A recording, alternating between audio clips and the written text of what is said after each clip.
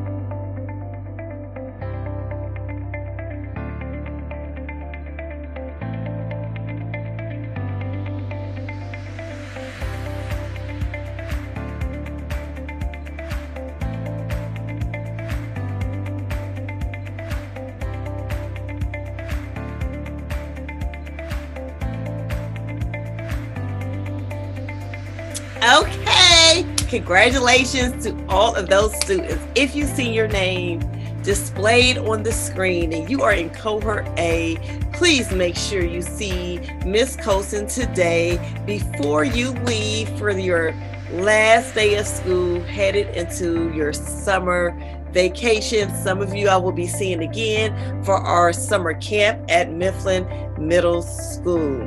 If you're a cohort B, you will get your lovely prize on Thursday. I just want to say yesterday we didn't have any school because it was Memorial Day. Thank you to all of the veterans that have sacrificed and served our country to protect us. I appreciate everything that you have done. Thank you, thank you, thank you. We have some staff that have served as well. Thank you to those staff that have sacrificed as well, that are veterans as well. Typically, if we were in school, we would have this lovely program celebrating and highlighting our veterans. But because we're in the midst of this pandemic, we cannot do that. So before we close, I am going to show you a video just celebrating our veterans for Memorial Day.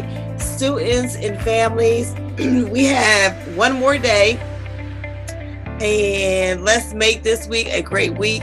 We have a lot of fun activities planned today during lunch and throughout the day. For cohort A and cohort B, we're going to do it again for you as well.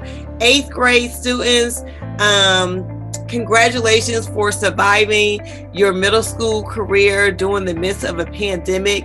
We celebrated all of the 8th grade students. So today, the 8th grade students have the opportunity to wear their 8th grade shirt. And then on Thursday, they have another opportunity to wear their 8th grade shirt for cohort B. And we have the second part of your 8th grade celebration prize that we're going to give to you today for cohort A, and then cohort B, you will get yours on Thursday. And don't forget, most importantly, everyone achieves, no exceptions, no excuses. Now let's tune in to this video.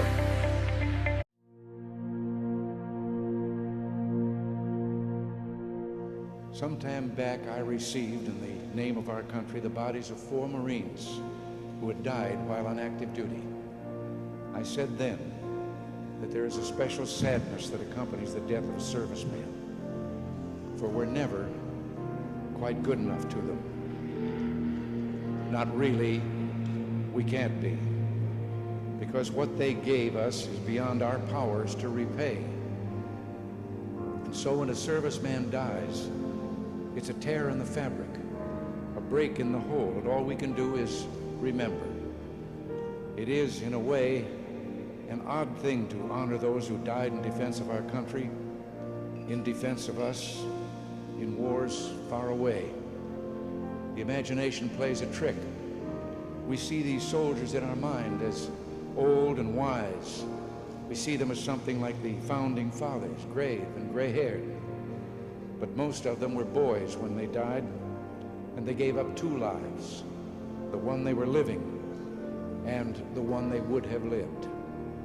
When they died, they gave up their chance to be husbands and fathers and grandfathers. They gave up their chance to be revered old men. They gave up everything for our country, for us. We owe them a debt we can never repay. All we can do is remember them and what they did and why they had to be brave for us.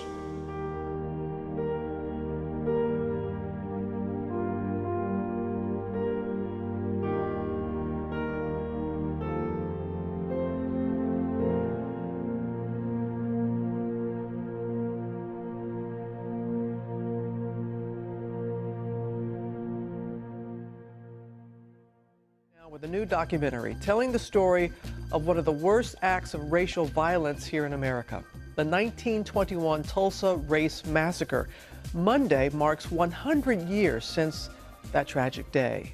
And Mona Kozar-Abdi has more on why more people are not aware of this part of U.S. history. All across Tulsa, angry whites are now organizing. The truth behind one of the worst incidents of racial violence in American history. They get their guns, they get their torches. All hell broke loose. a history that remained all but buried for nearly a century. Firing into homes, bombs dropping from the air. It was just an all-out massacre. The 1921 Tulsa Race Massacre obliterated a thriving African-American community known as Black Wall Street. Now the focus of a new documentary on the History Channel commemorating the 100th anniversary of the massacre. When the dust settled, somewhere between 100 and 300 people were killed. At least 1,250 homes in the black community were destroyed. The driving force behind the film, executive producer and NBA All-Star Russell Westbrook, who spent most of his career playing in Oklahoma. The documentary exposing the generations of silence that kept the story hidden. It was not talked about in Tulsa. The white newspapers didn't cover it at all. For over 50 years, they didn't publish any stories about what happened, so that it was just kind of not seen, not heard. Showcasing the ongoing fight for justice and accountability. At the end of this experience, no white person was convicted of an offense related to killing people or destroying the property. $2 million in black wealth went up in flames, right? That was never recouped. And putting a spotlight on the lost legacy of those who made Black Wall Street a success. We see, the skating rink, the movie theaters, the stores, the businesses, the homes. We can't help but think about, wait a minute, what could it have become? What could their descendants become? What could that community have meant to this country? For Good Morning America, Mona Kosar Abdi, ABC News, New York. A story more people should know about. Tulsa burning. The 1921 Race Massacre premieres on Sunday, 8 p.m. Eastern on the History Channel.